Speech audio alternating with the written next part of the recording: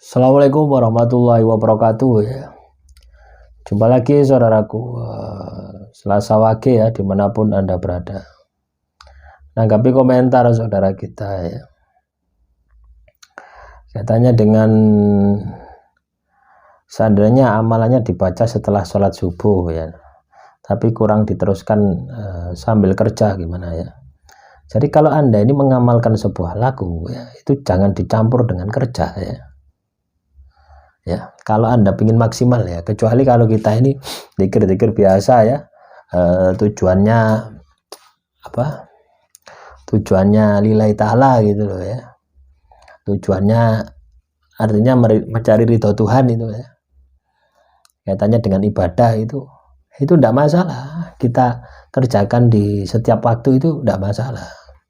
Tapi kalau Anda ya, katakanlah zikir untuk lakukan pembersihan ya, zikir untuk mencari rezeki, itu waktunya itu harus ditata teman-teman Selasa Wage gitu ya.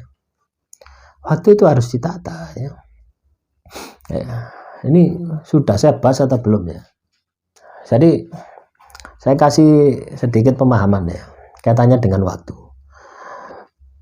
Waktu untuk kerezekian ya, untuk zikir, wirid ya, kerezekian itu jam 12 malam plus 1 ya, itu mulai startnya ya. Startnya jam 12 malam plus 1 sampai dengan jam 12 siang, sebelum jam 12 siang ya, itu ya, sebelum jam 12 siang. Nah, di dalam waktu tadi ya, 12 jam tadi itu juga ada waktu-waktu terbaik. Waktu terbaik itu adalah sebelum subuh sampai dengan jam 10 pagi. Kalau Anda mau wirid tentang rezeki ya. Kalau Anda mau wirid katakanlah untuk pagar gaib ya, pembersihan. Nah, itu sebaiknya mulai dari zuhur ya, zuhur sampai jam 12 malam. Nah, kalau pingin maksimal di situ ya, pingin maksimalnya di situ ya. Jangan sampai ketika Anda ini mengamalkan sebuah amalan yang sifatnya panas ya, energinya panas, terus Anda mengamalkan di waktu subuh ya, di waktu sepertiga malam. Di waktu sepertiga malam Anda mengamalkan hizib nasor ya, waktu subuh Anda mengamalkan hizib nasor. Jangan, mampet rezeki Anda ya. Jadi ketika Anda mengamalkan amalan yang sifatnya panas ya, pembersihan ya, itu sebaiknya ya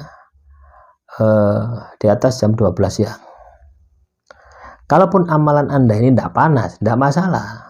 Misalkan ya Anda baca surat Al-Ikhlas ya di subuh, waktu subuh, tidak masalah. Baca Yasin, Al-Waqiah, surat Al-Mulk, surat Al-Quran ya, surat-surat yang ada di dalam Al-Quran yang tidak panas gitu ya. Ada tuh yang ayat itu memang panas, ayatnya energinya itu panas gitu. Seperti surat Al-Zalzalah, surat Alam Taro ya, Al-Fil itu loh. Itu kan surat-surat yang panas gitu loh, untuk pembersihan. Nah, itu sebaiknya Anda baca ketika Anda ini di atas jam 12 siang. Surat Al-Lahab ya. Ini akan lebih maksimal. Sebenarnya ada juga ya waktu ya teman-teman ya. Tidak tahu ya, nanti kapan-kapan tak bahas ya. Waktu itu saat ya namanya. Waktu itu per jam. Ya, per jam ini ada waktunya gitu. Jam 6 sampai jam 7. Nah, ini waktunya yang baik untuk apa? Jam 7 sampai jam 8. Itu 24 jam itu ada detail. Nah, tetapi secara global ya, saya tidak pakai itu ya per jam itu karena terlalu ribet ya. Ketika kita itu mau wirid lihat, wah wes ribet. Ya, mending pakai yang secara global gitu ya. Yang separuh-separuh itu teman-teman ya. Itu jam 12 malam sampai jam 12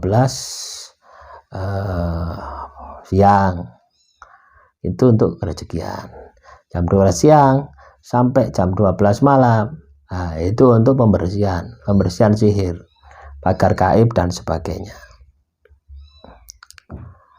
Nah, terus juga ya, ini masih menanggapi pertanyaan yang sama ya, dilontarkan dengan orang yang sama ya, bagaimana untuk bisa melihat atau merasakan adanya sihir telur santet.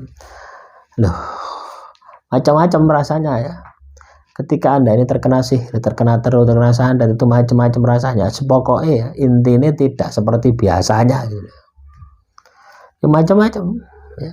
Bisa jadi Anda ini menjadi was-was, bisa jadi Anda ini menjadi ragu-ragu, tiba-tiba Anda ini cemas ya. Itu juga salah satu indikasi ya, ada gangguan makhluk halus ya. Ya, sering melihat penampakan ya, tidur gelisah atau tidak bisa tidur. Loh, banyak sekali ya. Banyak sekali ciri-cirinya ya. Atau tiba-tiba Anda sakit ya, di waktu-waktu tertentu tiba-tiba sakit. Loh, yang saya alami itu ya, tiba-tiba sakit di waktu tertentu ya. Waktunya kerja ya, waktunya subuh itu tidak bisa bangun saya. Setiap subuh tidak bisa bangun. Coba bayangkan ya, bukan tidak mau bangun, matanya bangun ya, tapi fisik ini digerakkan tidak iso, mek mulet-mulet dong ya, mek mulet-mulet dong. Nanti kalau sudah jam 8 pagi waras.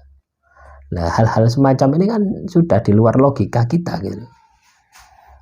Dan kalau kejadian itu sekali dua kali ya wajar lah gitu, kita kecapean ya. Tapi kalau kita itu mengalaminya hampir setiap hari gitu, coba bayangkan ya, itu juga salah satu indikasi.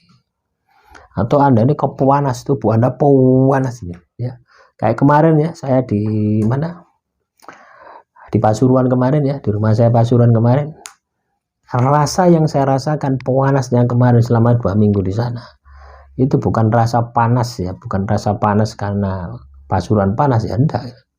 Saya tanya kepada tetangga kanan kiri saya, biasa mas ya. Loh, kok aku kok kepanasan gitu loh ya.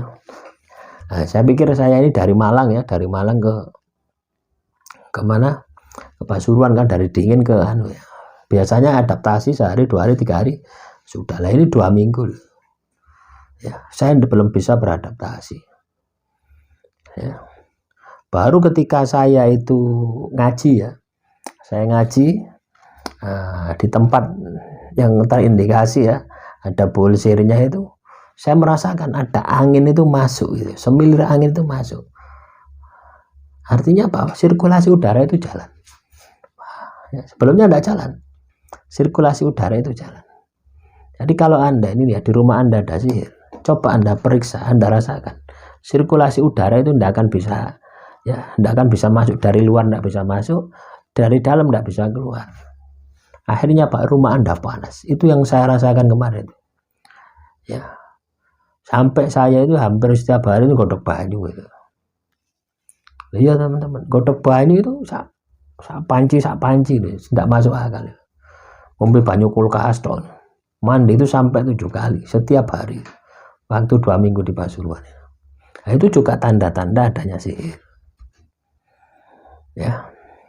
Sihir itu sudah lama ya. Sudah mulai 2014 teman-teman. Ya. 2014 ngincer saya gitu. Ingin menghabisi saya gitu. Alhamdulillah Tuhan masih menyelamatkan saya ya. Ya sampai detik ini sehat ya. Ya, makanya saya bisa berbagi semacam ini pengalaman itu. Itu sama ya, rasanya panasnya kemarin itu sama dengan yang saya alami ketika waktu itu di Jember. Makanya pada saat saya merasakan hal yang sama ya, saya ngaji Yasin Fadilah, saya baca Yasin Fadilah sekali, netral sudah. Nah, sebelumnya di tempat itu ya nginguk-nginguk terus ya teman-teman ya, malu halusnya itu nginguk ya, inceng ya, tapi tidak berani mendekat. Nah, tapi dari pancaran energinya itu juga sudah berpengaruh terhadap diri kita ya. Nah, demikian yang bisa saya sampaikan, semoga bermanfaat. Assalamualaikum warahmatullahi wabarakatuh.